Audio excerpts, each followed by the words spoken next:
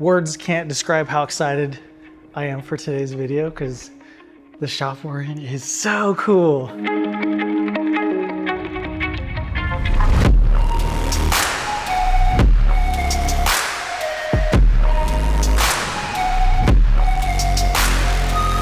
This is the best tool ever invented. I love this. Cool. I could just look at this all day long, and even if I never use it, I don't even have a slide hammer because I'd like to make it to my retirement in one piece. This is a special tool developed by the training center on Toyota. This is the coolest useless tool in the planet. Did you hear about the Milwaukee Striker? I did. I will be the first one to buy it. You take pride in what you do and love what you do, you'll never work a day in your life. It's as simple as that. Today, we've got Ahmed. Thank you so much Hey, for brother. meeting up with me. Thank you for stopping by. I'm a huge fan. Thank you, man. That's such an honor to hear. If you guys aren't familiar, this is Ahmed. He runs the Car Care Nut channel.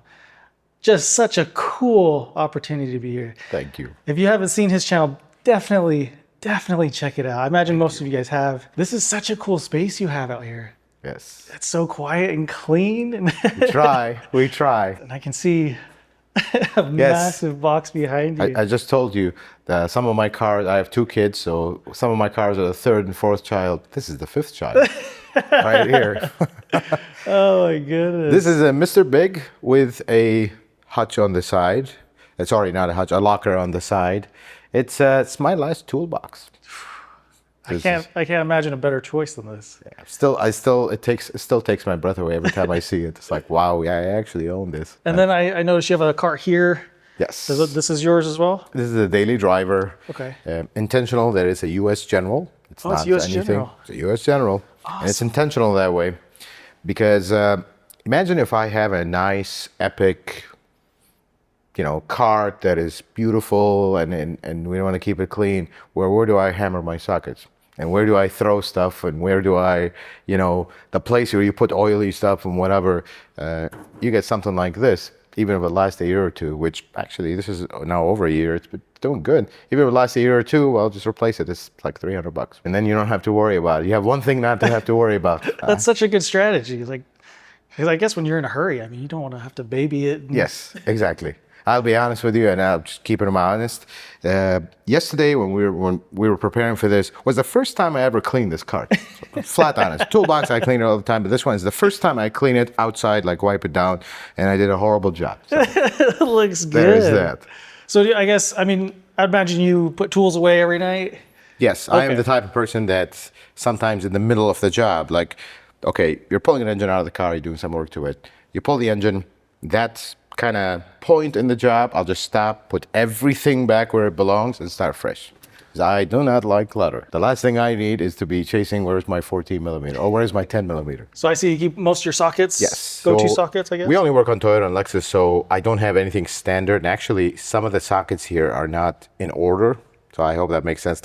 You'll never have a 15 millimeter on a Toyota. I have some 15s here, but you rarely will see a 15 on a Toyota. You rarely will see an 18 on a Toyota. So some of the sockets are intentional, the way they're organized. They're not in order of size. Over here, some swivels. They're not in order of size. They're just the sizes I need. And then some hexes. And these are also, if you work on Toyota or actually many brands, this is the best tool ever invented. So this is a snap-on long swivel head. The idea is if you take a 12 swivel, for example, look how big this is and how small this is. You can get this in really tight spaces, and that's the cool part about this. I'm kind of noticing, so all impact Yes. sockets. I think we are past our days of, wrenching my hand. Yeah. This is something, I've always had impact sockets. I'm not big on chrome sockets. Except for specific cases, why would you need a chrome socket? A chrome socket, you can't put it in impact, but an impact socket, you can put it on a ratchet, so why are we buying both? Yeah. See, technicians will buy tools just to have that beautiful, grandiose look. I don't do that. If I don't use it, it's leaving. Although lately I have been buying some stuff that I feel like I don't use as much, but I've always had impact sockets. I never liked the chromes. And do you have a brand that you typically? So this is all over the place. Okay. Some of them are gray pneumatic, which is a great sub-bolt socket. These two are snap-on because these are the most used ones, and they constantly break. So we really use them a lot. Matco, I believe, same thing with this, and this one is also expert from Mac Tools. Do you get all of the trucks out here, the tool trucks? We don't have Matco. No Macro. Okay. And Mac Tools they're good. Yeah. Well, actually, they're much better than our Snap-on dealer. Oh, okay. Snap-on dealer is not, God bless him, he's trying, but I feel like too close to retirement is the feeling I get. Over here, I keep some, daily stuff, random stuff, brake measurement tool, tire gauge, which this is a very old Matco one. This is a Toyota specialty tool. It's a oil filter cup. This is actually the official one. It's made of chrome, really good. Brake fluid tester. This is my OG Craftsman, the old school Craftsman. This has been with me a very long time. This is for drain plugs for Toyota. Couple ratchets, torque stick, couple hood shock tools when they don't work. This is a special tool for like 2022 and up Toyota Tundra Sequoia with the V6 twin turbo, the famous one for blowing up. It clips on and it lets you drain the filter outside instead of right on the frame. Okay. Somebody actually, I love these guys. I hope if you want them, find them out there. So these two are your go-to ratchets then? Yes, you can see that they are very old. And actually one of them, yeah. Whoa! I have never seen that before. Do you know what the best part is? This was like that when I bought it. Oh, really? And I'm like, I got the thing and I looked at it, I'm like, I was just, one of these deals when you're like about to say something, I'm like, oh, I maybe 50 years from now, this will be the misprint one and be worth something. Well, I mean, it doesn't affect anything. It's just, that's how I bought it, but because it's supposed to look like this. Okay, yeah. So, I was like, man, you must clean that a lot. So when I retire, if you're looking for a misprint snap-on ratchet, I got one. So I've talked to a lot of guys that work on Toyotas as well. Okay. And they always have different opinions on what oil filter tool is the best. You think this is... You know what? They're all right, flat out. It's just what works for you. To me, I feel like this one does not slip easily, and this is an official tool. Toyota has like two of them that are official. This is actually the older one. There's a newer one now. Honestly, this is the way I'll say it. They all work exactly the same, even the cheap Chinese one from Amazon. But if you have an oil filter that is over tightened, no tool will take it off, flat out. That's the bottom line. But this one, actually, I have another one of these. The only problem with them is they love to break here if you really like put a giant half-inch impact for a stuck filter, for example. You have no choice. You got to destroy it to replace it. They tend to crack here. That's the only thing. But I've never had this slip on unless it's something extreme, but never slip, never round off a filter or anything. This second drawer is kind of a mess, just random stuff, nothing specific, just the tire pressure gauge and some old school Toyota rubber grease. This is actually for brakes, for slide pins and everything. Same thing with this one. This is actually brake caliper grease. So you use all Toyota parts here? Yes, we do not use anything aftermarket. Everything is Toyota. We do, unless a customer specifically asks, and if I'm not comfortable with it, I would say no. I see. Because I'm not going to put aftermarket sensors on a Toyota. That's a bad idea. Over here, this is the least used drawer. So I put these wrenches here, and this is a very specific set of wrenches, sizes that I actually use a lot. And the best part is I always forget that they're here, and I always walk to the toolbox and get. And you'll see why when we get there. But yeah, this is the least used drawer in my entire setup here. Got some pliers, some side cutters, some needle nose. These are my go-to hammers. This is a very old hammer, Craftsman. Okay. I don't know if they still make it. Best hammer ever. This thing has been through a lot, put it this way. This is something I bought recently. I never, honestly, some guys will not like this. I never believed in snap-on hammers. Why are we paying a fortune for a hammer? It's just a piece of metal that is going to get literally destroyed. So I always bought Craftsman, something cheapo, and just go through them. It doesn't matter. But this is the first time I buy this. I actually like it because it's a brass tip. I really like this one. Power tools, and you can tell which brand of electric tools we go with. I actually don't. I'll say this, and it'll sound so hypocritical when I say it next to this drawer. I don't have brand loyalty. If it's good, I'll buy it. If it's no good, I send it out the door. Because before this, it used to be Milwaukee. I tried Snap-on with me. Some folks say it's great. They're horrible electric tools. But again, that was a long time ago. Maybe I just got a bad taste and never got back to them. Love my Milwaukees. They work great. Batteries last long. Tools are strong. I've some of them just break and end. Like this is my second impact. The first one just died after, oil. I feel like most of these tools not oil friendly. That's the only thing I feel. This is a 1/2 inch stubby. This thing is amazing. Really? Because I have arthritis in my hand and everything, and this thing is lightweight. And that is the daily driver tool card. Some battery tester at the bottom, some gloves, fender covers, whatnot. That's why I bought this, because you can see it's like scratched and dinged everywhere, but it doesn't matter. It's a daily driver. I guess before we get into your main box, I'd like to back up just a little bit. So you used to work at Toyota as a dealer? Yes, I worked at a dealer as a technician for a long time. Channel started around the pandemic, and then we got to a point where, what's next? What can I do next? I feel like I was very stretched thin, although I'm stretched thin again now, because I just, that's my nature. I just work a lot. I was living an hour away, and then all that time that was going 2 hours every day, sometimes plus if there's traffic, gone from my day just driving there. And it's like, okay, do I find another dealership job? I didn't really want to do that. So me and my wife, we took a plunge. We opened the shop, and we had no idea what we're getting ourselves into, flat out. I know how to fix cars, but that's literally 20% of the equation. 80% is how to figure out the business, and that was quite a journey. But we started the shop. It was just me in the shop, one man operation, and my wife was in the front. And slowly we started hiring folks, and blink, 4 years later, we're here. Man, how many technicians do you have here? So 5, and I'm the 6th. Was that kind of a learning curve, having to hire people? Yes, there's been ups and downs. I feel like you hire the right people, and you have the mentality of, these are not just people that work here. These are people that you'll see every single day. They become part of the family. Treat them as such, and you expect the same treatment back. Everybody has their moments. They're human beings as well. They have feelings, they have problems, they have everything. You want to be involved in their life to a point where, hey, you don't just take a paycheck here and go home. We care about you genuinely, and we hope you care about us back the same way.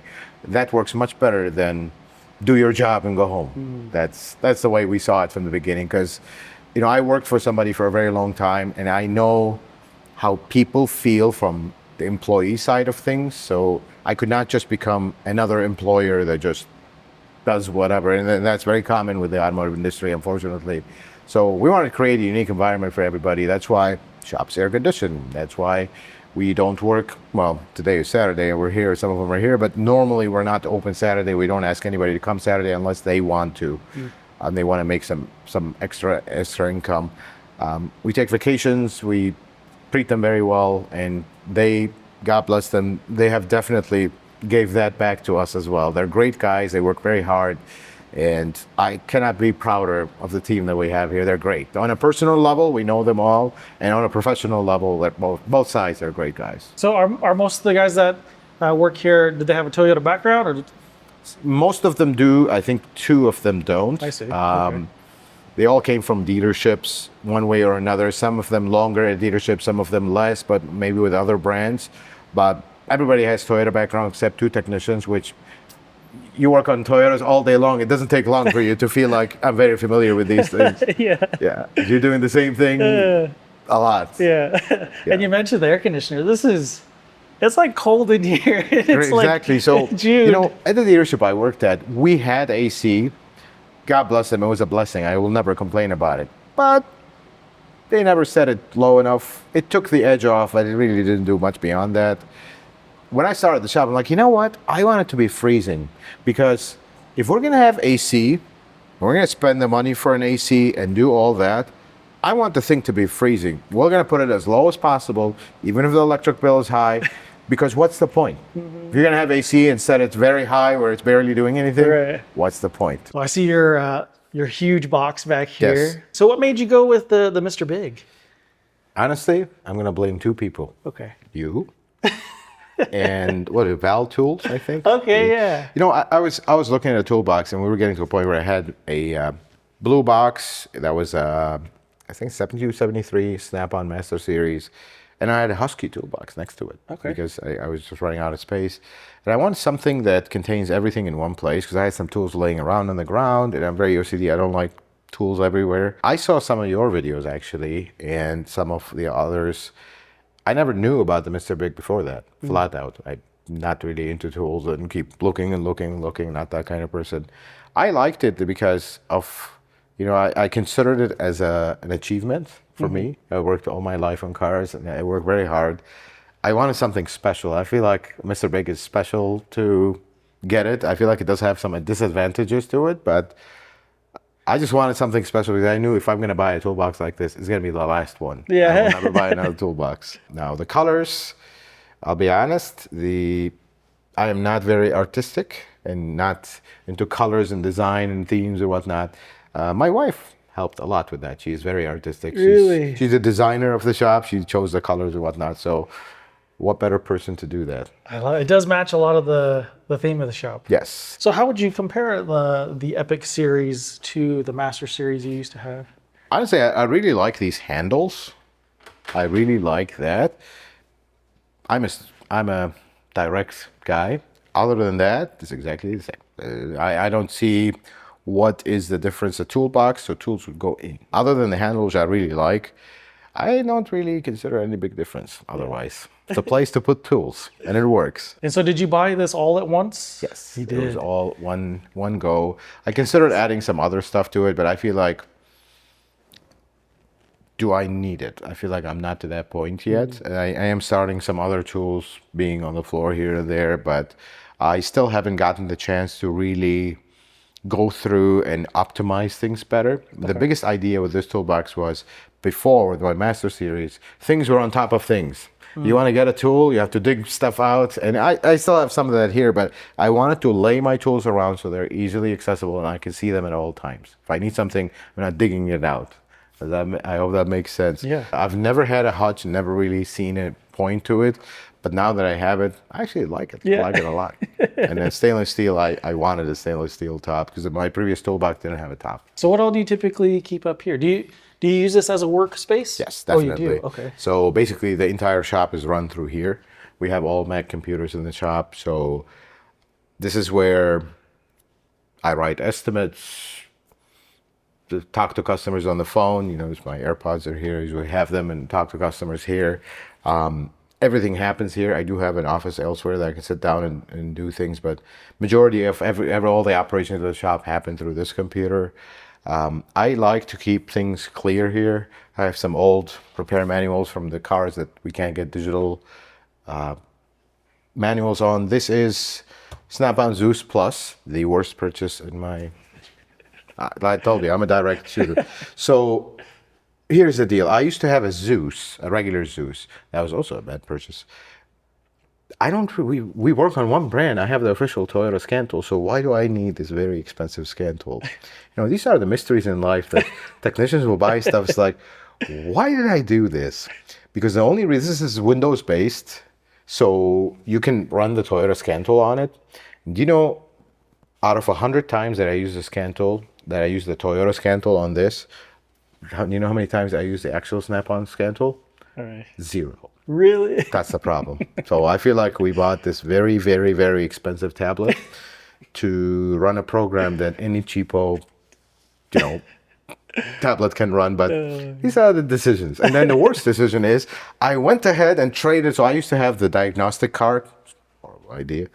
And I traded that for a Zeus Plus. And I still don't know why. But it just looks nice, I guess. It does look That's nice. for the time. We do have, every once in a while, we'll use the actual Snap-on part of it, but for the most part, it's just Okay. a glorified cheap tablet. Does it have a all we scope use. on this? Yes. It does. Now, the scope we do use, but for the price of this and what we're using it for, I could have bought the best scope, standalone scope on the side, and saved myself a lot of money, but I do like the scope on this is really good. And the Toyota scan tool, is that like a subscription based? You have to pay? Yes, I see. yes. So we have the scan tool, we have security features so we can program keys. We can, if you lose all keys, we can reset the car completely, just like a dealership would. We can do software updates. We have access to the full repair manual in its entirety, the official one. This is something anyone can buy, techinfo.toyota.com, because of the right to repair. All manufacturers can give you access to their scan tools now. Are you willing to shell a lot for the wiring and all that stuff? But the repair manual itself, every single manufacturer is required to give access to the public with a subscription. So Toyota subscriptions, you can, I think for $20, you can buy a daily subscription. You can print anything you want from it. Okay. So you're like dealer level. Yes, this is exactly the same. That's awesome. It's, so Toyota has two. They used to have the old scan tool, TechStream, and now they have Global TechStream Plus, which is horrible. I have both of them. The old one is basically no support. It works great for old cars. Dealerships don't even have it anymore. We had a car the other day. They took it to a dealer and they couldn't do a calibration for I think an ABS linear offset. They couldn't do it with the new scan tool because it was an older car. So the customer brought it here. 2 minutes later, the thing was programmed. And I was like, I feel bad. I mean, why do you discontinue support for an old scan tool that works on old models? And why is the dealership now, their hands are tied? They can't even program their own car because they don't have the old scan tool anymore. Yeah. Because Toyota was very hard on them. You cannot use this anymore. Why? I don't know. That was a bad decision. And so being Toyota and Lexus, sorry, I have so many questions. Of course, go for it. Being Toyota and Lexus specialists, do you ever think about expanding to other brands? No. Okay. That I don't think we'll ever, because this is the thing that I see, and some folks will disagree, and everybody has their opinion. The biggest challenge in working in every single brand is that you never truly specialize in that brand. You know them a lot, but all of a sudden you get this one problem you haven't run into, or it's, even though it's a common problem, but you just haven't run into, now you're starting from zero all over again. But when you specialize in a brand, you get to know them extremely well, to a level that independent shops sometimes that work on everything haven't gotten to that point, because you're not working on the same car over and over and over. And then on the same time, as an independent shop, usually independent shops, they struggle with special tools. I mean, what do you buy? There's so much you can buy, and so much space you can put things in. But when you work on one brand, you can actually buy every single special tool, and it would make sense because you're working on the same brand. Even some of these special tools are very expensive, but it makes sense. You're going to use them a lot, and they will make financial sense to buy them. And that's the nice thing of working on one brand. But it's amazing. I feel like I'd be so fortunate to be a technician here, because you'd get all of the success that you get from working on the same brand every day without the headache of warranty and the politics and everything. It's like a dealership without the dealership difficulties. Let's put it this way. Yeah. This is the top drawer, the famous top drawer. I started switching a lot to the foam stuff. I really like the foam stuff. This is, and you see the theme continues here. I don't have a lot of chrome. I just don't see the point of it. Some folks will comment down below and tell me otherwise, and I'm open because I just don't see the point of them. This is 3/8, so shallow, mid, deep. This is 1/2 inch, shallow, mid, deep. I don't use these as much unless we come to a point where I need a mid-length or a shallow that I don't have on that side. This is more of I work very hard and I wanted this fancy nice set, and I have it, and then we use it here and there, but mostly the guys actually use this one when they need a socket that they don't have. This is my original daily driver set, and I kept it here just for memories. This is what I used to have in the dealership, actually. This is a very old holder. The same stuff that you see on that side used to be here. I kept it, just the most random sockets are here, some O2 sensor sockets. This is the best O2 sensor socket from Snap-on. Oh, nice. Because you can fit a 22 millimeter wrench here. If you're really in a tight space, you barely get this there. You can put a 22 millimeter wrench and it fits perfect here. You can. Really? That is a cool thing about this one. This is some of the newer stuff that I've added. This one, the mid-length, I love these. These, the 12 millimeter for exhaust manifolds. I mean, this one is already getting a little stiff. Exhaust manifolds on Toyota V8s. This works wonders because it's long enough to go over the stud and has a pretty extreme angle. I feel like this has a stronger angle than the normal swivel. This is some of my original sets. This extensions, I believe, snap-on and locking blue points. Locking 1/4 inch, which I don't know why I bought, because you notice I've never used them, I think. I've only used one of these. This I use a lot. This is a new one that I added recently. 1/4 inch. I've always had like individual 1/4 inches, but I wanted to buy a full set. Same thing with this one. This one is a wobble set. I actually bought this one by mistake. I'll be honest. I thought it was this, and it was not. It was a wobble head. I didn't notice until I got it. I'm like, it'll come in handy. I kept it. Some spark plug sockets here. 14 millimeter. This is big on Toyota. And I have this one, which is actually a Mercedes special tool. It works great. It's a 14 millimeter, 12 point, and it's a very good swivel. This is my original, of course, if you live in our area with Rust, turbo sockets. Most of them are like completely gone. There's nothing to grab onto. I should probably start talking to my Snap-on dealer about them. You know, technicians, I hope most of the folks that watch your channel are technicians, likely. You know these tools that you buy and you don't know why you bought? There's this corner over here. Let's talk about it. I use some of those. They're good swivel sockets. This is one of those purchases. 1/4 inch. I forgot what was the exact name of them. They're supposed to grab really good, but they're 1/4 inch. I don't know why I bought them, but they were a good deal. And you know, one of those deals. Same thing with these. This one is actually a gift. This particular set from one of our technicians. They gifted me this. They're impact shallow 1/4 inch. Over here, these I never use. I'll be honest. This is my original set that I spent majority of my time at the dealership with. This is actually gray pneumatic, and this is a Husky. Really? You know what? They work great. This is Lyle's 22 millimeter weighted socket to take a crank pulley out. Very good tool. 46 millimeter socket. We didn't use it as much. 46 millimeter socket for like old Land Cruiser crank pulley. So this is kind of an extension of that one. Oh my goodness. This is where these ratchets, I'll be honest with you, I'm an immigrant to this country. I came here, I didn't have anything. I have 2 kids. I'm the only one that works. My wife made the sacrifice to stay home and raise my kids. That's why they're wonderful kids. All the credit to her because she stayed with them. So I could not just go and buy tools like everybody else. So I spent my entire career with the 2 ratchets you saw over there. This one and a set of Titan. I don't know if this company is still around. So you used to buy these, 3 of these, this long 1/4 inch, another very long 3/8 and even a longer 1/2 inch. They were like $100. All 3. They broke all the time, but it's $100. 3/8. Actually, I bought those together on a deal. This one is flex head. This one is not. They're pretty identical otherwise. Same thing with the 1/4 inch. I really like this set. I actually use it a lot now, and now I understand what I have been missing all my life. Let's put it this way.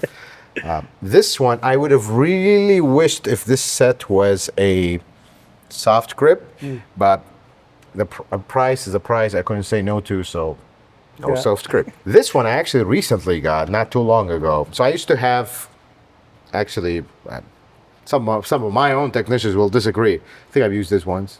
Really? Just don't see the need. You can do the same thing with this one. But I used to have these 2 individually. I had my original one. And when they first came out, actually with these, I bought one of the first people to buy them when it first came out. I saw the foam set. I'm like, I need to have this in my life. So I traded them in for this foam set, and here it is. This is a set of Hex, and this is one of the greatest sets out there. It's not even expensive. It's from Tecton. Okay. I love this set because some of the stuff, like these really long reach, they really come in handy, and they're both Hex and Torx and screwdriver, and they have a 3/8. I really like this set. This is one of the greatest sets. This is actually the extension of the wrench thrower. This is my original wrench set, and if you're a technician starting out, you should have one of these in your life. This is a gear wrench long reach. Now you can buy the Snap-on one, you could buy the Matco tools and pay 3 times more, but honestly, this set is very old, and these wrenches have seen a lot. This is Gear Wrench's answer to Snap-on. But here's the best part. Remember the one we looked at over there? One of those cost more than this entire set. But one of those will outlast 10 of these sets. Most of these are broken already. Okay. I just bought it actually for a video. We were doing a video for tools, and I bought it, tested out, and for a DIYer, this is a great set. There's a lot in this drawer of the stuff that, why did I buy these type deal. These. I really forced myself to use them. They were part of a deal and I got them. I just don't see why would we need these wrenches. Yeah. That's, if you're, if you wrench and you found a specific need for them, please comment down below, because I'm really racking my brain is, why do I have this in my toolbox? Same thing with this. I've used this for alignments, I'll tell you that, that's true, and it's nice, Some people said the soft grip is a kind of a no-no. Why do you need a soft grip? Well, you've been doing this for a long time. Every bit helps. Yeah. Let's put it this way. This over here is my original Craftsman set from a long time ago. These are actually the USA ones. Don't really use them a lot anymore. This is the main wrench drawer. Holy moly. This is the same set as over there. Okay. So I'll open this one, you can see it. This is the same set, but this has more. Okay. So this is the later edition because I wanted more. And also sometimes these long reach, they're amazing because they're long. You're like taking something and you need to hold one end, and so having two sets helps. Oh yeah, I can see like doing alignments too. Exactly. Take one You extension. need two of the same. Yeah. This one is also a gear wrench. This is the 120 XP. The only thing I don't like about these, look at this.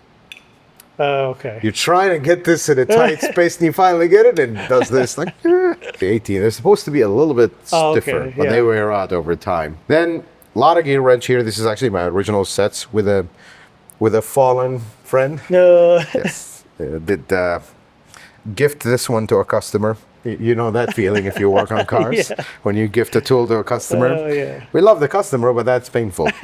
This one is kind of the, for lack of a better word, this is a pat on my back. All my time, ever since they came out with this set, I've always dreamed of owning one, and I own one. You know what? When I bought it, I was like, this is ridiculous how expensive it is and how much, I actually use it a lot. Oh, really? I do use it a lot. That's I'm really good. happy with that. I do use these a lot because for the longest time, this is the best wrenches I have, and the flank drive is really nice. Yeah. This is the plier drawer. You notice how I spread them around just to see.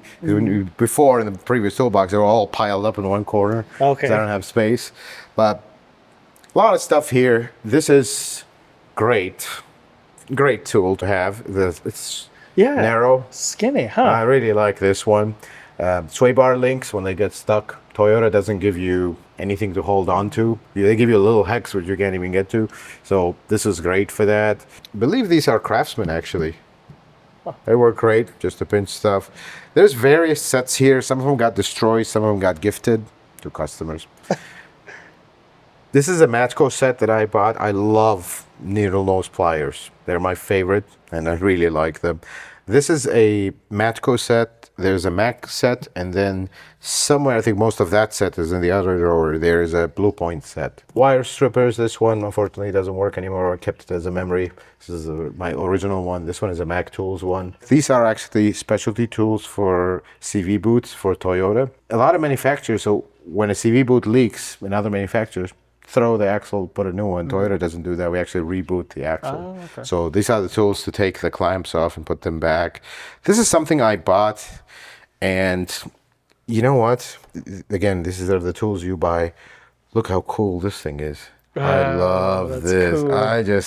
cool. I could just look at this all day long, and even if I never use it, but just looking at it, how nice it is. What is that? This one is a custom tool. Oh, okay. And you're going to laugh about this one. This is actually not for a Toyota. This is a custom-made tool. I used to own an old ML Mercedes, and the shifter bushing, where the cable comes out and goes into the transmission, there's a bushing. That bushing is such in a bad spot, you could not get the bushing out and in. So somebody homemade a tool, and I actually bought it. I used it once, and it's been here ever since. Oh, that's awesome. Yeah, you'll see a few.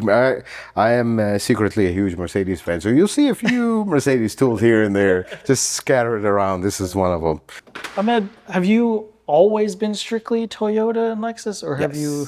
It's ever since the shop opened. That's all we worked on. Before this shop, like, have you ever delved into any other brands? Here and there. I mean, you work at a dealership, you get used cars and whatnot. But I wouldn't say that I am very experienced in other brands. Certain things, like a little bit experience with Honda. I actually worked with Honda briefly. A little bit experienced with Mercedes, because I enthusiast owned a few of them and helped friends and whatnot. A little bit of BMW, but nothing domestic. Domestics, me and domestics don't get along too much. Not because of them, because of I just don't have a lot of experience with them. Okay, I will admit something. I do have a fascination with picks. You will see that here. So this is my original set that I've actually had for a long time. Love this set. Don't ever use these to pull a seal. They're just here for decoration. Well, because, I mean, okay, when I got the set a long time ago, this is supposed to go behind the seal and you pull it. You do that, and then the tip breaks, falls on the engine, and now you're spending the next 3 hours trying to get it out. Not fun. Oh, no. So they don't work as well as they look and sound. This is a long reach one. I use this one actually a lot. This one, again, I don't know why I bought that one, but it's there. It's good to have. You can never have enough picks. And this one, I bought it with the intent of, most of my old set, and we'll get to it in a bit, it's like damaged, missing, just horrible looking. So I figured, well, this came out on a deal. I'm like, let's buy the set to slowly start. That never happened. Haven't happened yet. Maybe it'll happen, but this is brand new. Haven't used it once. T-handle hex set is a very old school set. Been here for a while. I don't think you make it anymore. It's from Mag Tools. This is the world's most useless feeler gauge set. Really? Yes. So here's where we use a feeler gauge for in 2026. Checking cylinder head flatness, checking block flatness. Except this entire giant set does not have the sizes that I need, which is 2000s. No. They don't go that low. So I bought it so excited because this is a very old one that I've had for a very long time, and they're all worn out. And I was worried, like, okay, you get to something like these that are like paper thin. It's like, I want a new one so they have the sharp edges. I bought that very excited, but it doesn't have the size. So basically, this is a very nice decoration. My interior tools. So this is a magnetic set of sockets that I only use for interiors. Like we're doing evaporator job, we're doing something like that. And actually all the tools here are staying clean. And this is the one that I had for all my career. Never had another trim tool. That looks brand new. Wow. Well, not this particular Oh, okay. but this style. This particular one was the third one in my career. Okay. First one, I gifted it to a customer. The second one, you guessed it, gifted it to a customer here in the shop that called us and said, hey, I found your tool, I'll bring it to you, and they never have yet. So I couldn't wait, I bought another one. This is a Milwaukee set, and some of the stuff that was missing out of the Snap-on set is here. I also keep these very clean because we work interior. I don't want to spend a lot of time cleaning interiors from dirty tools, so I keep a specific set of tools just for interiors. This is by, I forgot what was the name of the company. Let me find out. Vessel. Bits, so that is Japanese bits. Some Toyotas, old Toyotas, if you put a regular standard Phillips, it'll round it off unless you get the right bit because they're Japanese style. Vessel is a cool company with some useless tools. Yeah. Also at the same time. We'll get to those. We're getting to those. This is kind of the drawer of random stuff. So stethoscope, use that a lot. We use this to test like purge valves, valves in general, vacuum valves, whatnot. Some safety glasses. Some old light that I don't use anymore. This one is a special tool for old Land Cruiser's rear hub. And this is another special tool for like Highlander transfer case, Highlander Sienna, all-wheel drive. A lot of them, if you don't use this, you install the seal, it'll leak immediately. Oh, okay. This is kind of the blow molded boxes. This one was bought in a Crinch, very cheap set of O2 sensor sockets. They have like different configurations, which we decorated one of them to fit. This actually fits specific Prius. So Toyota and the Infinite Wisdom decided, here's an O2 sensor, let's put a giant shield around it where now you can't get your socket. You have to have the world's thinnest socket to fit. So we kind of decorated this one to be thinner. These are some of the later stuff that I bought. This is don't buy this. No, Don't waste your money. When things are seized, there's nothing you can do to unseize them. Just drill it out and move on with life. Maybe I'm old school, but this stuff doesn't work. Really? I tried every single one of these, and I think I warranted a couple of them, and I'm like, all right, this is a waste of my time. Oh, no. They don't work very well. This one is actually a really nice set because of this. I really like this ratchet, but it's a really nice set. You can never have enough of these as a mechanic, even if you don't use any of them, but it's always good to have them. You know, one of those deals, they always come in handy. I like that it's in foam. Like it's Yes, I really like the foam. I thought about removing it out of the case and leaving it, but I have the space. I figure I'll keep the case. This one has come in handy here and there. So these are RBRT or something like that. Okay, yeah. So they're basically hex sockets for rounded stuff. So they have like, these here, they have like a kind of a grab to them. Oh, yeah. They'll grab a rounded socket and take it. These actually do work pretty Do they? well. Yes. The only thing I wish, and this is feedback to them maybe, if this was not as long. Sometimes you got a tight space. And this being too long, I feel like accomplishes nothing. If this was a regular length, would have been even better. This is a special tool for ball joints for older, like forearms, Tacomas. How does that work? So it's part of the, like, you use the big C-clamp. Okay. These are just the right size that fits over the I ball see. joint. Because they're not in any kit. You have to buy them separate. And this is a very important tool. If you're a Toyota technician, I'll leave you to guess what this is. No idea. This is a holder for a Sienna sliding door cable. Because if the cable comes out of its place, it'll go spooling out, and you'll spend the next 2 days trying to. So when you take the motor, you put this on to hold it. And this was part of not a recall, it was a campaign to replace the sliding door cables. So every technician has a trophy. This is kind of the puller / the world's best battery charger ever made. Oh, really? I'm just gonna say it flat Yeah. out. You know what? Usually, some stuff with Snap-on that are like this, it's a $50 charger with a $2,000 name on it. Yeah. That's how it usually feels like. No, it's like, I think $250. It's not. It's a great charger. It's a smart charger, so it can actually, like, tell you the percentage of the battery, how much it is. It can charge AGM batteries. It can actually revive batteries that are completely dead. It's one of the best chargers, one of the best purchases easily. This is not a gimmick. This is actually a really nice charger. I love it. Some pullers, I think these are OTC. This is my favorite one, the wiper arm puller. Nice. I've used it for everything but wipers. This is actually an interesting tool. This is a Toyota tool for pilot bearings. You can use bread to pull the pilot bearing out. Technicians will know that trick. Or you can use the right tool. It's actually a pretty cool tool to pull. How does that work? So you put this on the crank nose, and then this goes in, and you slide this, and it locks it inside the bearing. Then you Okay. Huh.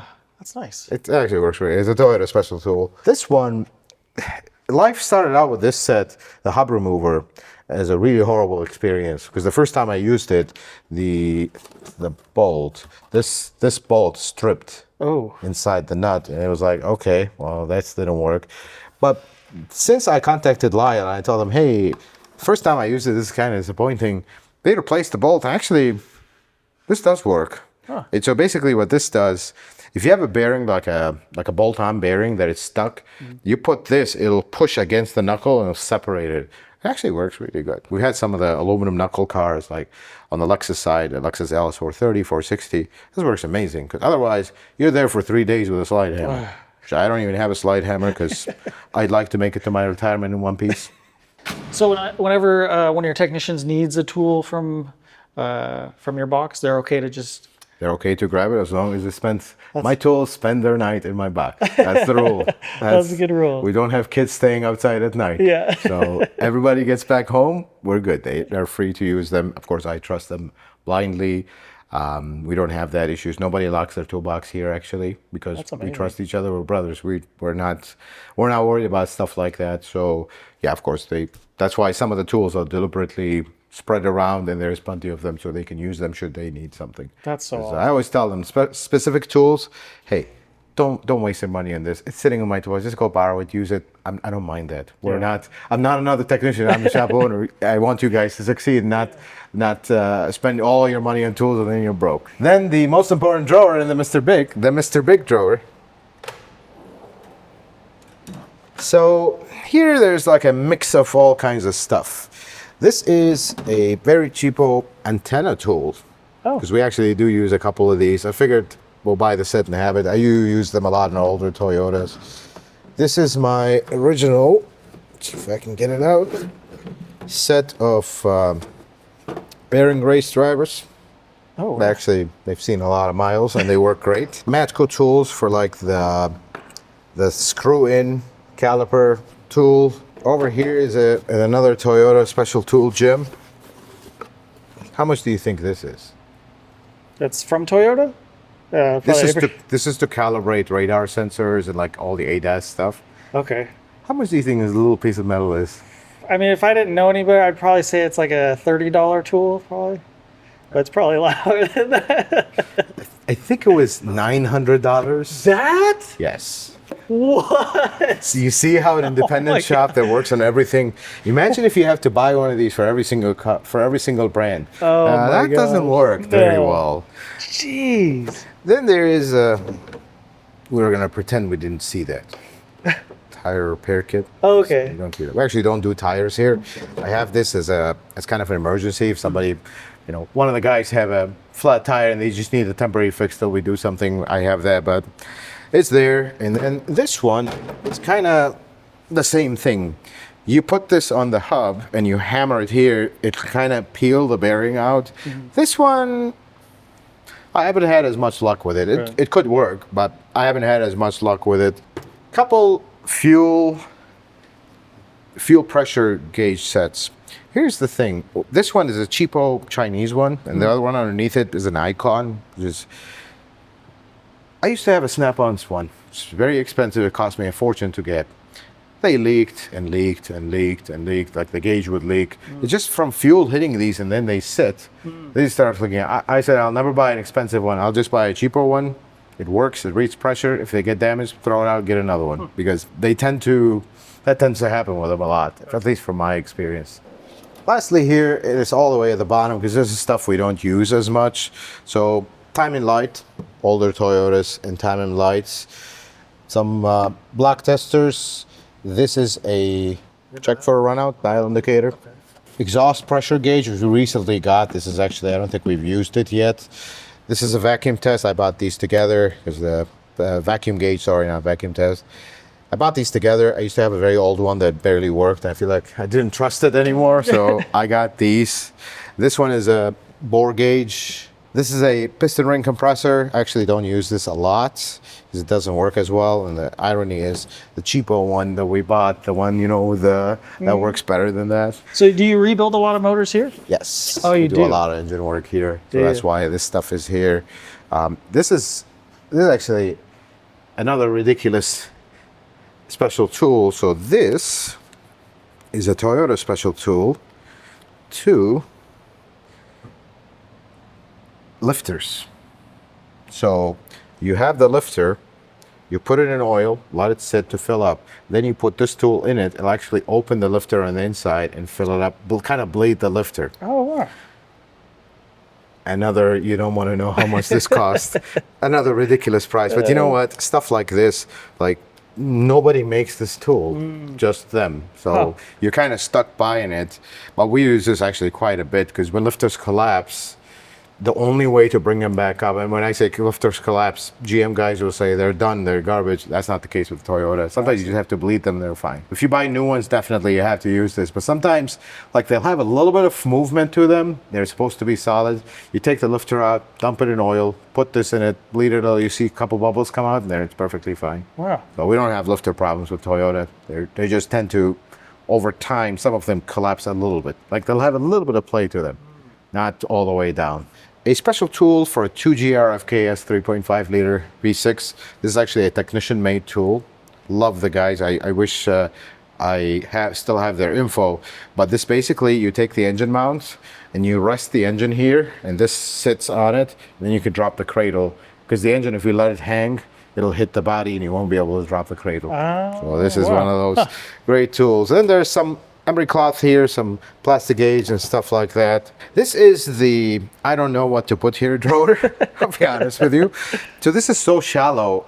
I there isn't much that you can fit here. I wish they don't have these drawers in these toolboxes. That's one thing. A lot of random stuff. Some of the older stuff. You can see the original Snap-on set is here. Some of it. Some random screwdrivers. I feel like this is a drawer that's a total mess, and I could use it better. Then there are some useless tools. Okay, yeah. You've seen this before? Have you used it much?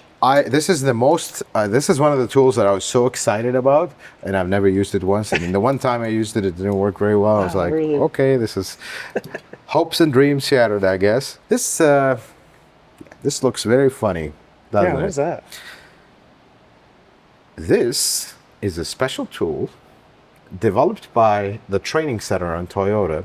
So when you do a report that you are sending to Toyota for a defect, you can do this and point at it. The stuff you collect, right?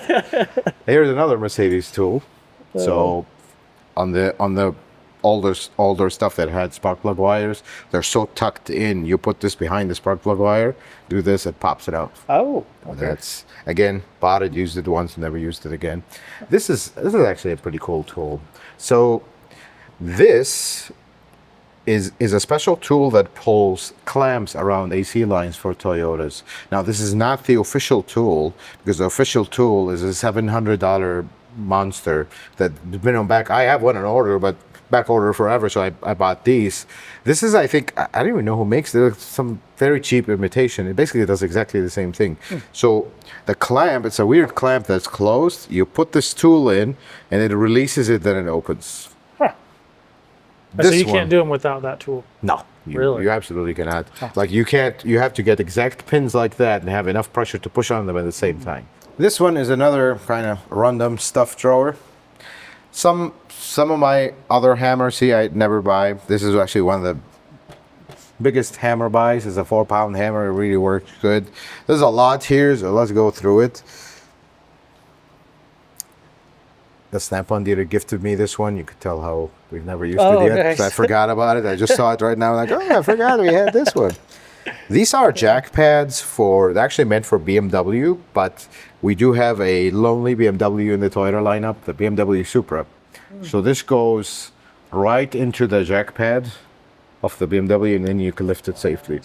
Master cylinder depth, kind of the push rod depth gauge. Oh, I see. Okay. Then there are some little tools that are really cool. This one.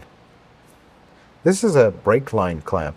Oh, nice. Instead of using a vice grip and mar the thing, or use, for example, this one that doesn't work on brake line or brake hoses. It's just a very simple tool. You put the hose here, you clamp it down. It's always the simple tools that work. It doesn't have to be something fancy. Or this one. This one, and actually this is the other one of it. When you put a rotor on, you do brakes, the rotor hangs down, and you end up putting one of the lug nuts, and now you're taking all this time to take. This just goes on, clamps, and holds the rotor in place. It's a very simple tool. Yeah. It works great. Then there are some like a brake caliper press or compressor tools. This one's actually a cheapo one, but we have the adapter for them somewhere. There they are. So on some of the Lexuses, the higher end Lexuses, they have 4 and 6 piston calipers. This is the only one that can reach it to compress really? them. Huh. So that's why I bought it. I didn't want to buy something. I mean, these are kind of rare cars, and we don't see them all the time. I'm not gonna go buy a $700 tool just for that one car. So Sure. we bought these. I mean, it's a cheapo Amazon one. It works great. Do you remember earlier I told you I spent my entire time with that Titan set? Here's the 1/2 inch of that. Oh, man. It's seen some use too. Yes, I have seen better days. Works. Does it? It works. It's $100 for all 3 of them. Couple sets of these. Now, this is my original set. Fortunately, some of them got gifted. That does happen. And this is a bigger set. I really like my Oh, that's nice stuff. button chisels. Always come in handy. Another one that's a special tool here. This is This is technically a Subaru special tool, but we do have some Subaru in Toyota land. FRS, the Scion FRS. That's right, yeah. So this is the turn the cam. Oh, okay. Oh. I've actually, after I bought it from there, I realized you can use this to turn a lot of the car cams with the phasers or gears, however you call them. So this comes in handy. Huh. Some seal tools. Here's a funny story about this one. I thought I lost this for months. And I was getting ready to buy one, and constantly when I need one, I'm borrowing one from the guys. I'm like, I keep forgetting to order one. Guess what? I found it. I'll put him back. So this is At least actually. you found it before you bought but it's one of my original. It's the first one I bought. It's the only one I bought. So I see, like you mentioned, Snap-on gave you the blowgun, and Yes. you have some other Snap-on. Do you have a truck that you'd like to get on the most? I'm assuming Snap-on. Yes, I feel like, look, if you're gonna spend a fortune on a tool, let it be the best. Otherwise, there's others, especially today.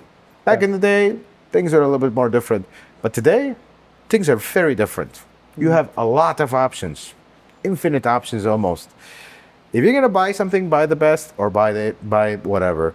Snap-on, I noticed with their hand tools, not everything, with hand tools, they're a lot better than others, significantly better than others, and I like that part. Yeah. To me, if a tool works, it works. Snap-on tools always exceed everybody else. That's what I feel lately. Now, we don't have a Matco guy, so I can't speak much of that with the new stuff, but Mac tools, definitely their quality is... I'll show you an example, real quick. This is an original pick set from a long time ago. It's Mac tools. Look how nice it is. Chrome. Great. I broke some of these, and the Mac guy told me, here are replacements. Oh, that's like skinny and...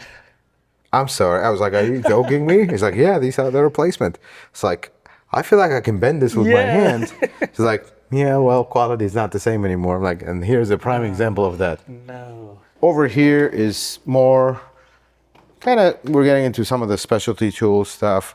This is the inner tie rod tool. This works great. This is a useless tool, and it just the Robin Air leak detection for AC. I've never had it pick anything or do anything. Really? Never works for me. Maybe It I looks got a bad one. expensive. Very expensive.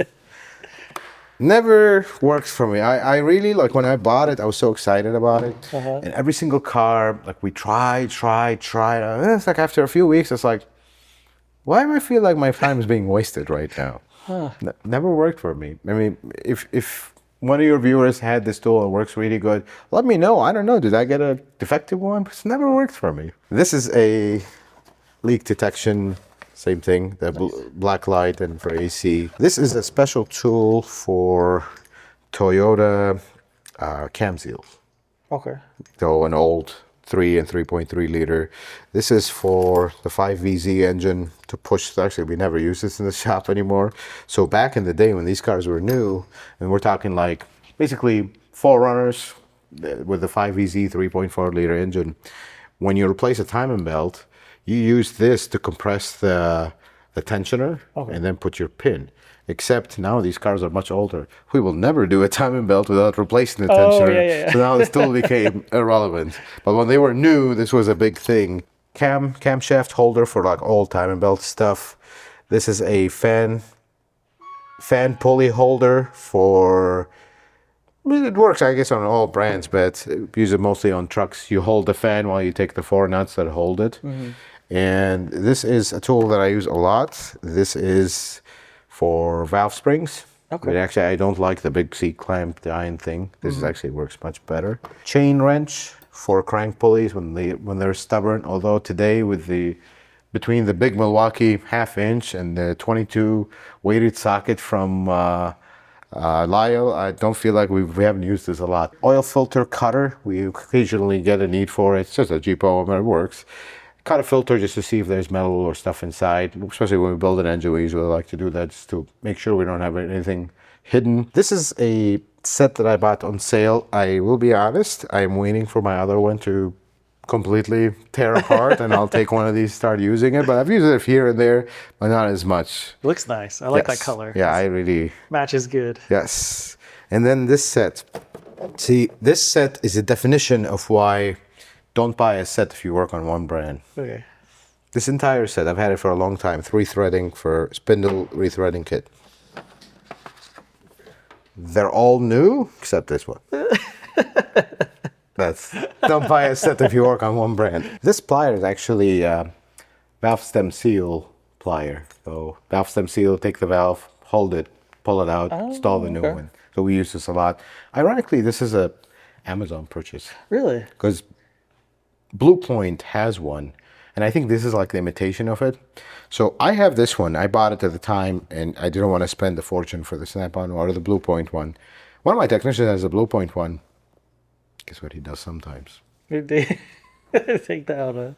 This one is aced. Yeah. Let's put it this way. It works. This is where this camera gets used on a daily basis, flat out, because a lot of inspections, a lot of stuff. So this is a test long. I feel like every time I buy a camera, it's a different name, and they're all the same. Yeah.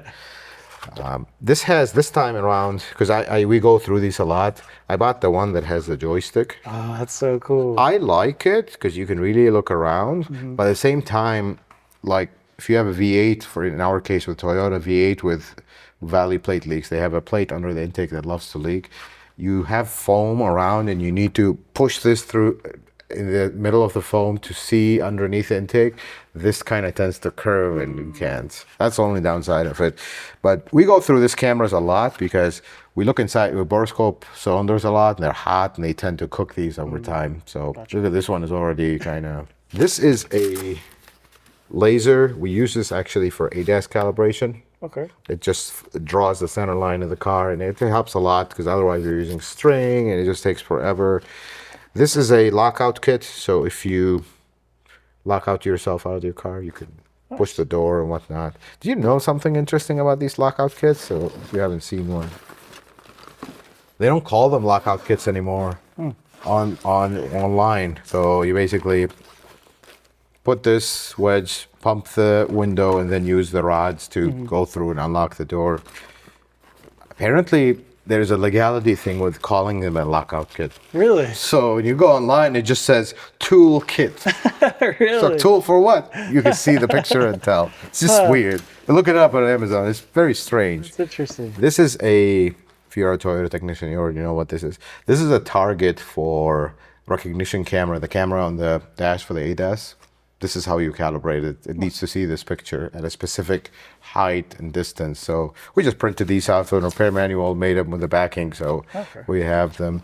This one is a thermal imager. You know, I don't know if you've used one of these. They're actually pretty cool. So it shows you where the hot spots are at any given point. This is really useful for, first, any seat heater concerns. This is how you know your seat heater is actually coming on. Is it part of the grid off? A part of it is on. Defrosters, if you want to see, okay, you got the car, you don't want to turn on the defroster inside. You can turn it on for a moment, look at it, you'll see immediately which grid is working, which one is not. And then the other thing I use it a lot for, electrical diagnosis. So you have a parasitic drop. Let the car sit for a few hours with the battery connected, fully charged, then go look around. You immediately see what's on. That's it's awesome. Pretty cool. It does work like that. But this one is made by Top Done. Okay, yeah. Company's kind of rising, honestly. Because the floor one was very expensive. This one was, I'm like, you know what, I'll take a chance. We'll see it. It's actually amazing. It works really good. Oh, that's good to hear. I don't regret buying this one. I'm really happy with it. So I'm curious, do you still buy a lot of tools? Not as much. Not as much, honestly. okay. Right now, if something breaks that is from the old school stuff that I have that was never a brand or something, I try to change it with something a little bit better that kind of lasts with me, but not as much. Yeah. Not as much. I feel like I have all the tools I need to finish my job and see my career through. Let's put it this way. Mostly shop supplies like clips, zip ties. I love these zip ties. So this is, when you pop a wire harness out and the clip breaks, This is actually what makes that. So this is a zip tie that you pull on the harness, and now you have a clip to clip it into. This is a size that works for Toyota. I'm pretty sure it's for other manufacturers too. Works pretty good. You might be wondering, why do we have a this very strange tool from Michaels? I bought this from Michaels. Really? So for Toyota, and I don't know, maybe other manufacturers, this is actually a sewing tool. A sewing tool. Okay. Yes. So this, you see this plastic piece? If you have two pieces of fabric, you put this in between them, you put the needle in between. It pushes this piece of plastic. You see it a lot, laundromats will use this. Is that like what clothes would have a price tag on? Yes. This is what that, exactly what that is. But so do seat heaters on cars. Really? So the actual heater element inside the seat, that's how they attach it to the, like the leather or the fabric of the seat. Whoa. So if you are replacing either replacing the heater element, or you are replacing the whole seat cover and it doesn't come with the element, you have to swap it. We actually use this to attach it. We get here to what I call the next two drawers are the disaster corner. Okay. Yep. Ooh, that's a nice The air hammer. I set. love this set. Oh my goodness. This is another pat on my back set purchase, I guess. Because I mean, I have most of them here, but this was such a beautiful set, I just couldn't resist it. And at the time, Mac Tools had a similar set. Didn't cost as much, but it just felt so cheap, flat out. You know what? This is something that goes on to Snap-on. We were just talking about it. Their air hammer bits are the best. Everything else is literally like mushrooms and it starts to disintegrate and disappear. Not Snap-on. Really? They're really good air hammer bits. And of course, the best air hammer ever made, in my opinion. Hit pretty hard. Flat out. This is one of the best air hammers ever made. Except it's got new competition. Did you hear about the Milwaukee Striker? I did. I will be the first one to buy it, to test it out. I really hope it's good because it'll solve some problems, but I love this one. Yeah, I think the really air love hammer this one. is one of like the only power tools that everyone still uses air for. It's literally called air hammer. Yeah. I don't know what we're going to call the other one. The electric air hammer? That doesn't even make sense. Then this is stage one of the disaster drawer. Okay. This is the real disaster drawer. Drill bits and broken stuff. This is where there are some tools here that are completely useless, and there are some tools here that are really good and nobody have heard of. This is the biggest waste of money I've ever seen in my life. Really? It's flat out. Usually the first time, look, let me tell you something. If you live in California and you have no rust, you broke a bolt, that'll work. If you live in the real world where bolts break all the time, like here, or Rusty Land, there is no tool in the world that'll make the job easier other than you drilling things out and dealing with the broken stuff. That's just part of the job. No tool will make life easier. You know, you look in their ad and maybe it looks so seamless. It never works like that. And that's just a total waste of money, at least for me. Maybe I'm wrong. Maybe I'm not. You know, my application is not what they intended, but God bless them. They're nice quality tools, but they don't work from what I'm seeing. But the tool that I don't see a lot of folks talk about, and of course I have a broken one off. Oh, here it is. This one. So this is a drill bit and tap at the same time. As you drill, it actually makes threads and we're done. What actually works, I mean, I was so skeptical when I bought this. I'm like, come on, this is too good to be true. It actually works. Really? I feel like you would just make a hole, because it's spinning. It's just amazing how it works, because the drill bit is slightly smaller than this part. So once you've drilled it, but there's one thing to know about this. You can't drill a very deep place. But again, this is like a M6 by 1. You usually don't have a large panel that has an M6 drilled through it. So for example, if you have like a body panel with a welded nut at the bottom that is M6-1, this is perfect for that. Like we use this a lot on like battery hold down for Toyotas. The front bolt loves to break. It'll take you 2 seconds with this. Really? Just punch it in the middle, right through it. We're done. Brand new thread. This is a tap and die set. My original set. I actually bought this used from from a technician that was retiring when I started. This is a very old set, like old. This one, snap-on set, this is a daily driver kind of, and drill bits. You know, back in the day, we used to waste all our money on this stuff. Mm-hmm. It's so expensive, and you gotta wait a week to get. Simple as that. Super cheap. You use them. Nice. 3 to 6 months here, they're all done. Toss them out and go get a new one. Oh, okay, yeah. They're not expensive at all. I mean, I like that proposition better than I have a drill doctor or whatever where you sharpen the bits. It's like, I don't have time for this. I really don't have time for this. Yeah. So, yeah, that's what I've been doing. These have not seen any use lately. Here is another interesting purchase, this one. This is the cheapest large size tap and die set you will ever see. Like, I went on Amazon and I bought the cheapest one you can find. Okay? I needed one size out of it. That's all I needed. And I needed to use it once. You know, this set has come to the rescue more than any Snap-on set ever. Really? They're actually really high quality. I don't even know who that is. There's probably some generic name. It works great. I never had any issues. Never, you know, it's always a bad idea to use a tap and die set that is cheap. Never had an issue. That's awesome. It's amazing. It's just one of those things. This is a micrometer set from Fowler. We do use these actually quite a bit for engines. Okay. This is another, we need this tool or we need it now, buy from Amazon. Whoa. Not splitter. That's cool. A bunch of different sizes. Used it a few times, but you know what? This is something we don't use every single day. Yeah. I'm okay with it being a cheapo tool because it's not something you're heavily relying on. But this comes in handy when you have a transmission cable going to the side of the transmission. So on Toyotas, you have a bracket that sits on the shaft that comes out of the transmission. It has a tiny little 12 millimeter nut from rust. If this nut seizes, it snaps the shaft, and now you got to drop the valve body to replace that whole shaft. So this comes in handy. I just cut the nut, comes right up. AC gauge set. I feel like technicians don't use that anymore. Almost like they use it at the AC machine to use it as a gauge. I don't know. I still like that gauge. Yeah. This actually, they replaced my old gauge that was like falling apart. I don't even trust it anymore. I don't think it's accurate. This is a chassis ear from Steelman. Okay. Used a lot. Unfortunately, one of these, sacrificed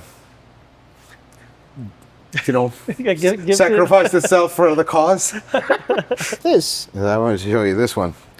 What do you think this tool is? It's a special tool from Toyota. Let's see. I don't know. That looks cool. You've seen a lot of tools, but what do you think this is? I've never seen it. It looks really cool, though.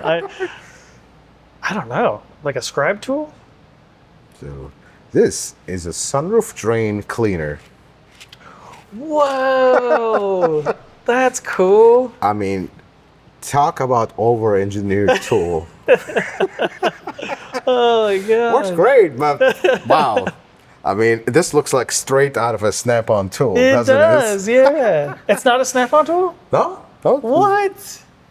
That's awesome. This is one of the tools that they're very proud of. This is very old school. Any Toyota technician knows exactly what this is. I thought I showed it to you. You get a good chuckle out of it. This is the locker. Here is where it's work in progress. Let's put it this way. So over here, the biggest drawer, jumper pack, use this a lot. This is the case with all the accessories for the scan tool, like some additional cables or whatnot. This is some, it's actually, I bought these from Amazon. I use them a lot. Oh, okay. Cups, there's a lot of them. And this is one of the best tools ever made. Smoke machine from Snap-on. Whoa. It's not just a smoke machine. It actually tells you if the system passes or not for leaks. No kidding. So you look here, you see it. You can select the size of leak. So I think very, very old cars used to be 40. That's the size of the leak that is allowed. Most cars are 20. The very newest ones are 10. So you select the size of the leak, and it'll display how much is leaking here, and it'll tell you pass or fail. So if you hook up this machine to a car, and it's like 0.015, and the car is rated at 20, well, this passes. Even though you have a leak, it's within the spec. And that's the cool thing about this. The government allows you to have a specific amount of leak on the evap system. That's normal. But the leak cannot be bigger than a pinhole the size of 20 thousandths. I That's see. the idea of that. So this tells you how big is the leak. And if you all of a sudden you're so close, you know that your leak is something minute, or if it's all of a sudden it's like infinite, you have a large leak. You immediately can tell, not just smoke, it tells you how big is the leak. And that's pretty cool. So you could do a confirmed fix with this instead of having to do a drive test. Exactly. Wow. That's the cool thing. Huh. Best tool ever. Expensive, very I expensive. bet. I think I that's mean, we did expensive. not have this at the dealership. And I was like, I must buy this. And I'm noticing you have a nice light up there. Yeah, It's very this nice. one. So when I bought the Toolbox, I did get the lights, and there's a hutch light supposedly, but apparently Snap-on can't. They can make the box, can't make a light for it. God. Some back order, and we've been waiting for it for months. Okay. Over here, got some. I am a big fan of Scotch-Brite pads for cleaning. They work great. This is a laptop, which is also a scan tool, actually, for Toyota. This is the second one in case, because the guys use these as well. Oh, I they see. have some scan tools on that side, but in case we have a kind of a traffic jam, there's these two on standby. This is just an old laptop that I used to have, and now I purposed it for this. Use these actually a lot. Compression gauge, leak down test gauge. These are the best. I've never really had a single issue with these. They're Snap-on. This is a Snap-on impact driver, like a impact screwdriver set. This is something I don't know why I bought, but I bought. Snap ring plier set from Mac Nice. Tools. Works. I feel like we're trending on the excessive amount of, you know. This is technically the power drawer, and you see, told you I don't have oil. I got some of my old Milwaukee stuff. Got a hammer drill, regular drill, and this is what I use for interiors actually with the other set. And got a drill, impact, and a screw, like a bit driver, some chargers. These are great lights that I use a lot actually from Snap-on. This is very expensive. When I bought them, I was like, I hope they're really good. I love them. They work really good. Oh. They're pretty bright. So with those lights, do you have like a go-to light that you always reach for? Oh, okay, stylus. That's all I use. Okay. I'll use and that if I need to. Okay. And this is kind of a junk drawer. Eventually, I want to work on getting this stuff situated in a drawer that actually we didn't look at. It's empty yet. I'm trying to repurpose it so I can use this for other stuff. Same thing with the bottom one. Bottom one, I'm not going to open it. A little better spot. It's a mess. Okay. Let's put it this way. Before you came in, I had a few things here. Yeah, I love it. I don't like these. I'm actually slowly working to get rid of these. I just don't like the clutter here. I have a cabinet over there where I keep all fluids. Now we're going to move everything here. I want this to have a clean look. We're actually thinking of putting the channel logo here and leave it. Oh, that's sweet. Yeah. So last section here. These two are the electrical drawers. Okay. This is the cheapest, best tool I've ever bought for electrical diagnosis. So Amazon, very inexpensive. This comes with every single pin configuration you want. You can just, instead of using like a T-pin and all that, you just use something like that or like this, where you can clip into a connector for a specific pin and do your diagnosis. This works great. You know, meter leads here. This is my daily driver for diagnostic power probe. This is an old power probe. Awesome. It works great. Don't have reason to upgrade to the newest one because I have this. Oh. This is one of those purchases that I've used it 3 times. It's slow. It has too much going on. Certain tools, you need them to be simple. I just need the thing to work and work very fast. This is what this does. This takes it like 5-10 seconds just to boot up, and then you're waiting for the features, and it's like slow and buggy. It's just like, all right, electrical diagnostic drawer.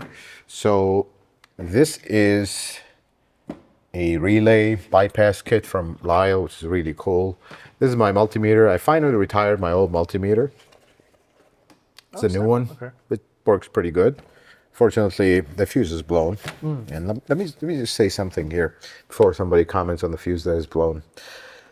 Usually, when you do a parasitic draw and like you're using the amp meter here, only amateurs will blow the fuse because they touch the leads together. Do you know how the fuse blew in this one? Okay. We had an IS 250 that's parasitic draw.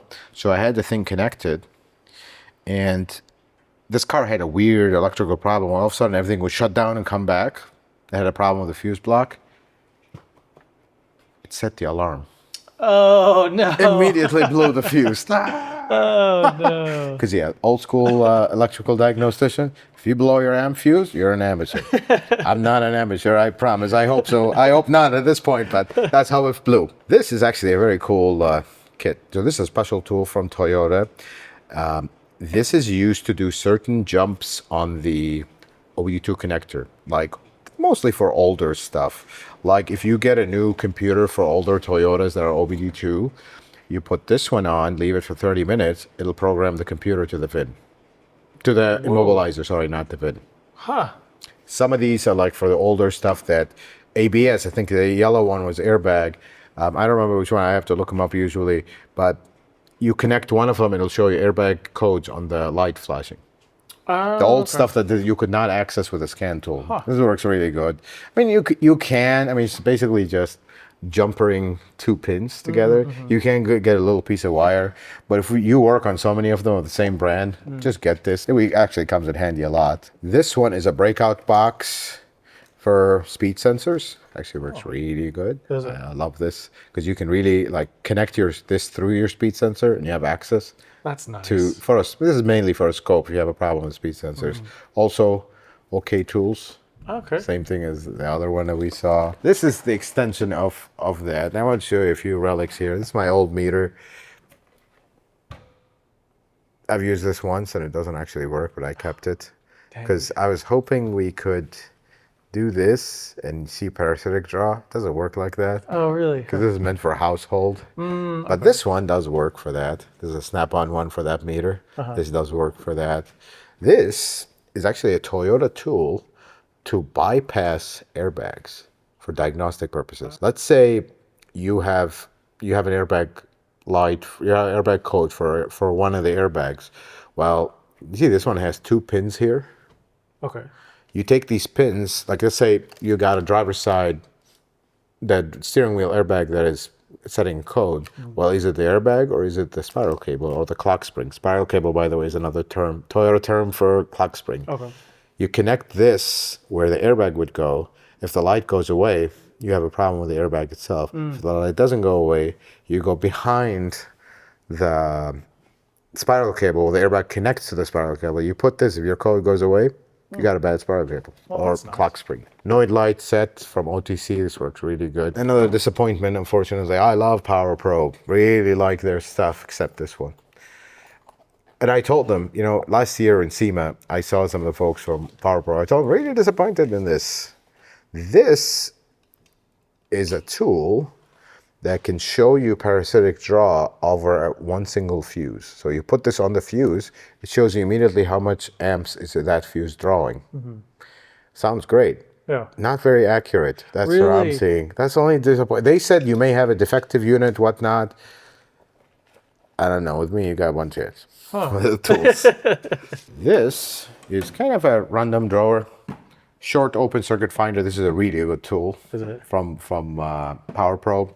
It basically simulates, like it helps you find where the shorts are in the circuit. This is another Toyota special tool. Every single wheel lock. Oh, nice. Wheel lock set. This is for newer stuff. This is for like old Lexus. But we have multiple of these in the shop because we use them a lot. Because these are impact rated. Oh, really? And the ones the customer gets are not. Oh. So, plus I don't want to mess with the one the customer has. If something broke or something happens, now we're stuck. We use our own set. These break from time to time because we use them a lot. We just replace them individually and that's it. But this is a full set. This is, and this is the problem with aftermarket stuff. This, I'm going to tell you something. I'll show you this in case somebody out there, this will help them. There's two sets you'll find out there. There's this one, which looks a lot more serious, and then this one.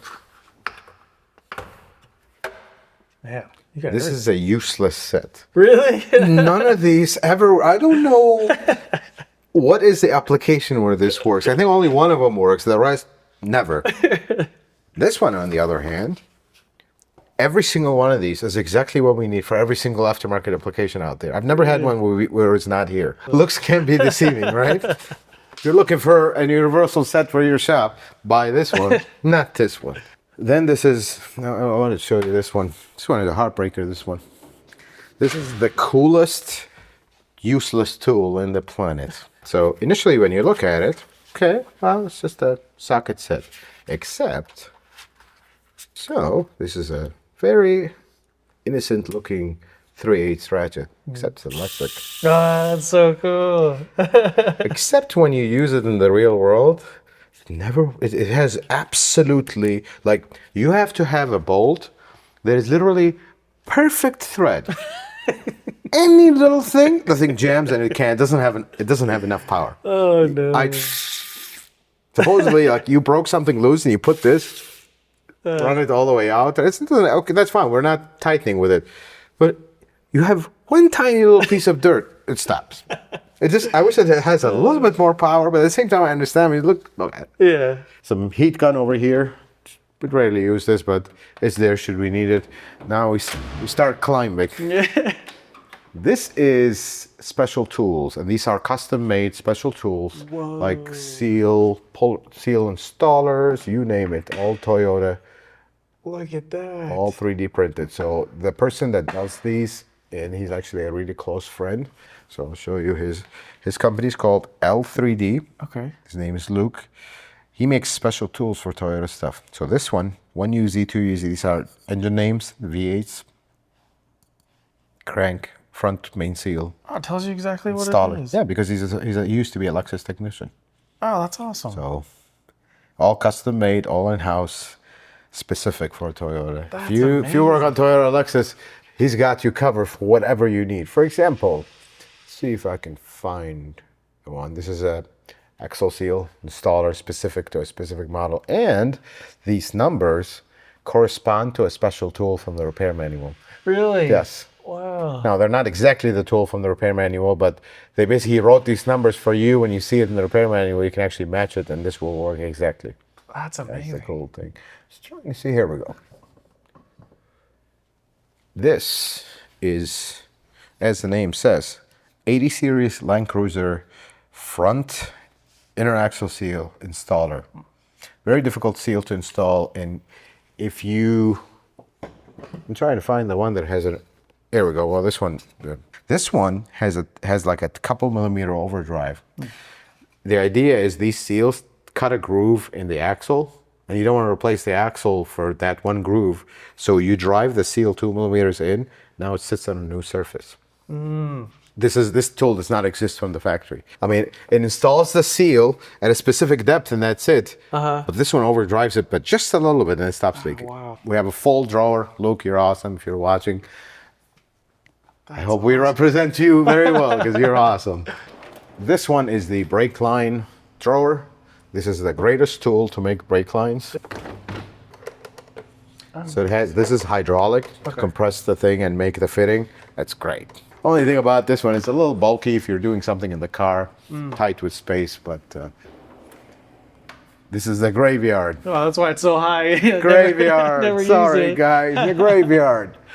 Do you remember much earlier I told you, in case somebody doesn't know what the hammerhead, Ingersoll Rand hammerhead is? This is that. This was the world's first air ratchet, but it's an impact. So this does not kick back and bust your knuckle. This is actually an impact. Very cool. Yeah, that That's thing the looks thing like they do. had some use on it. A few miles on it. There's a lot here. And then toward the end, in the very last, I want to show it to you. It's actually pretty cool. The last air tool that I bought was this one. This is an impact. What? Yes. It is way. actually very cool. It's like, wow, why didn't we have this from day one? And then literally 2 weeks later, I bought my Milwaukee ratchet and I never used it again. 1/2 inch Ingersoll quiet. This is a titanium. This was the biggest deal back in the day. Now, what? Any little Milwaukee will overpower this 3 times. But this one is actually very good. I still, this one, every once in a while, I'll use it just for old time's sake. Over here, if I can reach and see what's over here, This is a very cool special tool from Toyota. You'll be surprised by this one. This one, noise kit. Foam to use to quiet down interiors. Really? Yeah. And this is actually an official kit from Toyota. You can buy this kit as a part from parts department of a dealership. Huh. And it comes with all kinds of foam. It's automotive grade foam. It's the same stuff they use to insulate cars. If you have squeaks and rattles and panels rattling, use this to quiet it down. Okay. Cylinder head stands, we use those. You can put 2 of them and then sit the cylinder head on it. You can work on it. And that is the toolbox. Man. The last couple drawers, folks, they have like the manual for the toolbox, some extra power cords. I think some cords. This one has some cords for the scan tool that are extra, and this one's empty. I do have a few more questions, if you don't mind. Go ahead. You said you had 5 technicians?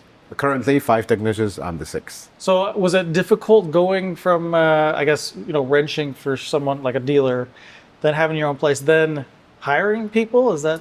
It was interesting because I still had some issues, not with the dealership, with the automotive industry, how do things. For example, the pay structure, how you treat your technicians, what you expect out of your technicians, how shops are never run by technicians. I mean, literally people go to a shop to fix their car, not to have a chit chat with the service advisor. Yet the service advisors always prevail over technicians. It's like, why is that the case? So I wanted to make a shop that was run by technicians.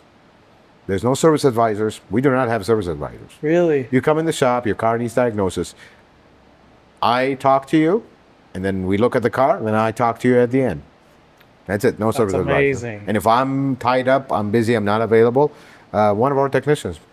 What's wrong with technicians talking to people? This is the person who's going to fix your car. I'm sorry, when you go have heart surgery, do you talk to the nurse, then never see the surgeon? Right. That's kind of ridiculous. You talk to the surgeon, don't you? Right. Oh, now the surgeon is a surgeon. He's not a customer service representative. But why have we trained our technicians to not want to talk to customers? That's a problem. I always tell my technicians, go ask the customer. Like, what is the stigma about the automotive industry of, we don't want to ask the customer, we don't want to talk? No, call them 10 times if you need to. It's their best interest you're looking for. Sometimes at a dealership, like, hey, this car needs this additional. Okay, great. Then 2 hours later, you're in a big job. Hey, we also need this. Well, I can't keep calling the customer. Why not? I mean, don't they want their car fixed? Shouldn't we just inform them as things unfold? I can't tell the future. Yeah.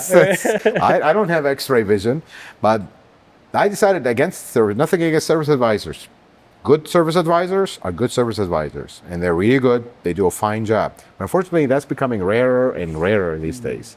You got some kids that are trying, they don't even know how the car works. Well, how are you going to advise people? We started the shop with a different mentality. I'm like, I don't sell work. I don't, let's do coupons and discounts and mailing lists and all this stuff. I don't do that. You know what? I'm a mechanic. I fix cars. I don't do all that stuff.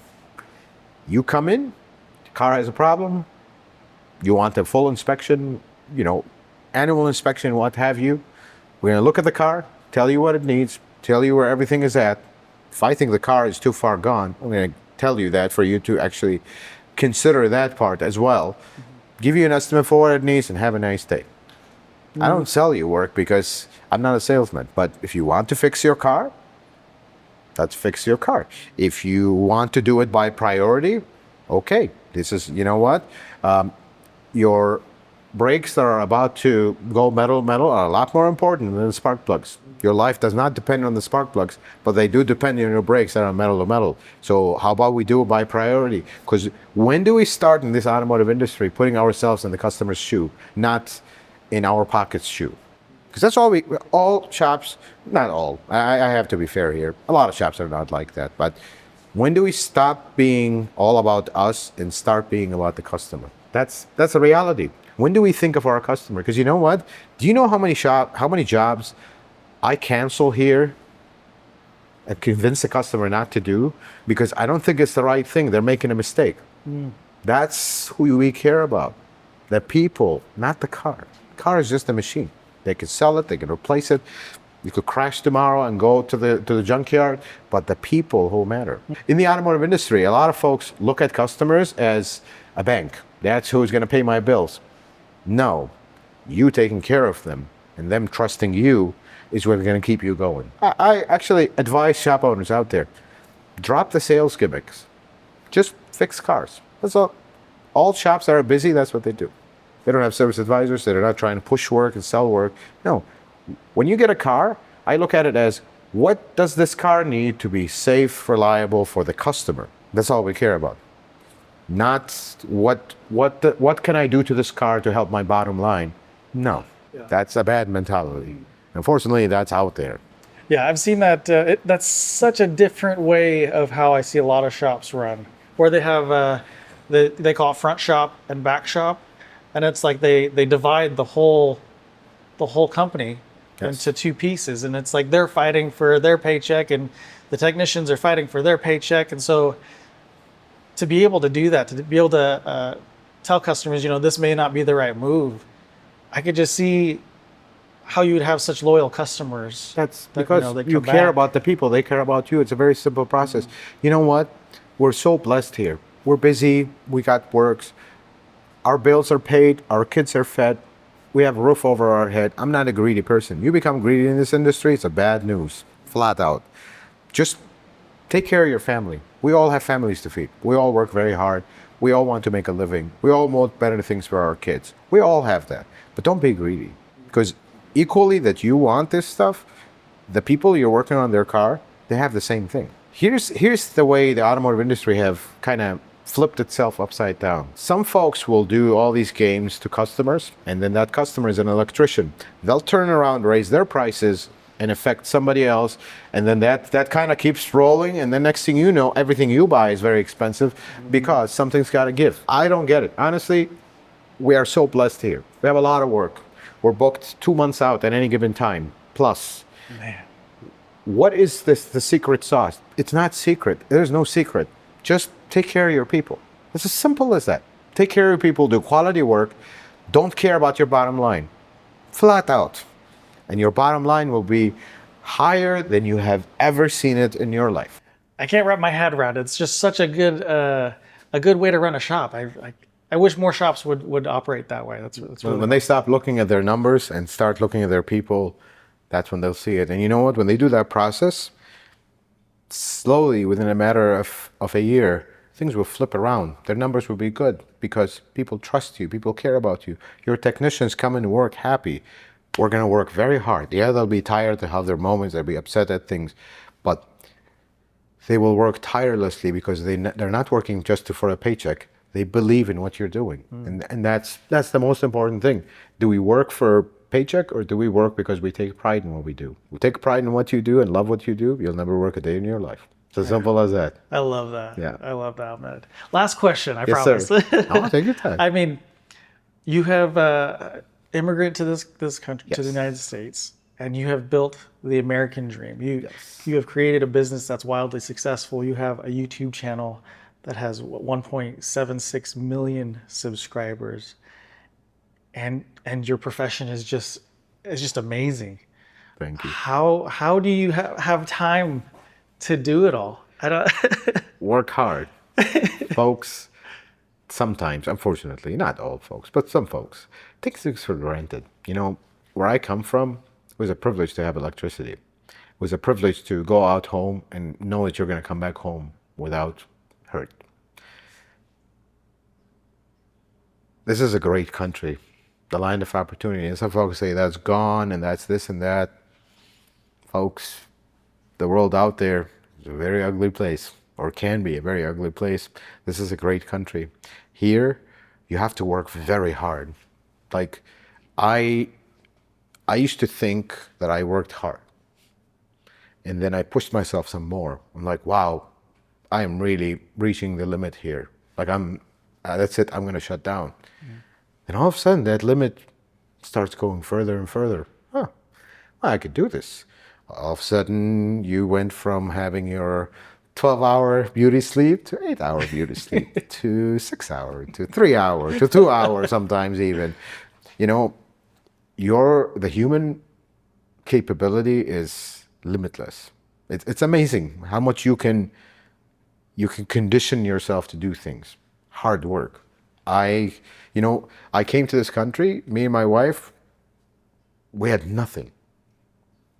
Absolutely, we had $3,500 in our pocket there on about. We had nothing else. Everything we have worked very hard for from day one. And when some people start from zero, we were starting below zero. When you have that, you just can't take it for granted. You gotta work very hard. And we work very hard, tirelessly, day and night. We have our kids. We're trying to push them so they would do even better than us. That's the biggest thing to me.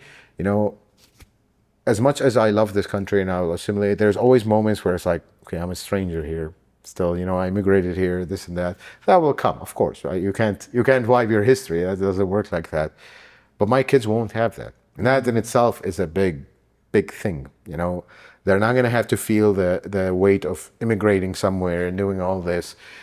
We do it all for them, but it's very hard work. It's not easy. It's stressful and just pushes you to the limit, living on 3-hour sleep days and just keep going all in. But you know what? What helps make this all easier is I love what I do. I like cars. I enjoy it. I enjoy it. Oh man, I love that. Ahmed, thank you so much. You're so busy, and so I'm so thankful that you took the time out of your day to let us look at your shop. Of course, man. I'm starstruck. I watch your channel all the time, actually. No idea. Likewise. I just so love much. it so much. Ahmed, thank you. Hey, brother. Thank you so much. Thank you so much for stopping by, guys. It's my pleasure. Thank you for watching. Thank you so much. I hope you guys enjoyed it. This is just so cool to be in a shop he's just created everything from scratch, and I'm so thankful to be able to stand here and have this conversation with him. But like always, if you have a setup you'd like to have featured on this channel, you can hit me up on Instagram or just send me an email. But till the next one, we'll see you.